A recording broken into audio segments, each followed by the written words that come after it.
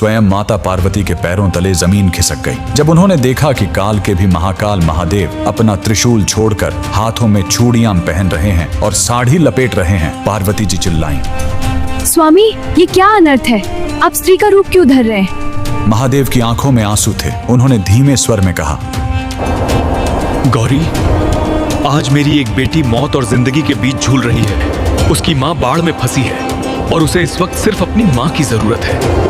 जी हाँ, महादेव एक औरत बनकर एक गर्भवती महिला की डिलीवरी कराने पहुंचे थे। आखिर वो भक्त कौन थी जिसने महादेव को दाई बनने पर मजबूर कर दिया? यह कहानी है दक्षिण भारत की रत्नावती नाम की एक परम शिव भक्त की। वह गर्भवती थी, समय निकट था। उसने अपनी माँ को बुलवाया था, लेकिन तभी कावेरी नदी में भयानक बाढ़ आ गई। उसकी माँ नदी के उस पार फंस गई। इधर रत्नावती को प्रसव पीड़ा शुरू हो गई। आधी रात, बिजली की कड़क, चारों तरफ सन्नाटा, घर में कोई नहीं। वो दर्द से तड़प रही थी और बस एक ही नाम पुकार रही थी, हे महादेव, हे मेरी माँ, मेरी रक्षा करो। कैलाश पर महादेव का आसन डोल गया। माँ पहुंच नहीं सकती थी, इसलिए महादेव ने स्वयं उसकी माँ का रूप धरा। अचानक रत्नावती के घर का दरवाजा धीरे से खुला। सामने उसकी माँ खड़ी थी। उस माँ ने रत्नावती का सिर अपनी गोद में रखा, उसे सहारा दिया, एक कुशल दाई की तरह उसके बच्चे का जन्म करवाया। पूरी रात महादेव एक औरत बनकर अपनी बेटी की सेवा करते रहे। उसे खाना खिलाया, लोरी गाकर सुलाया। सो जा मेरे लाल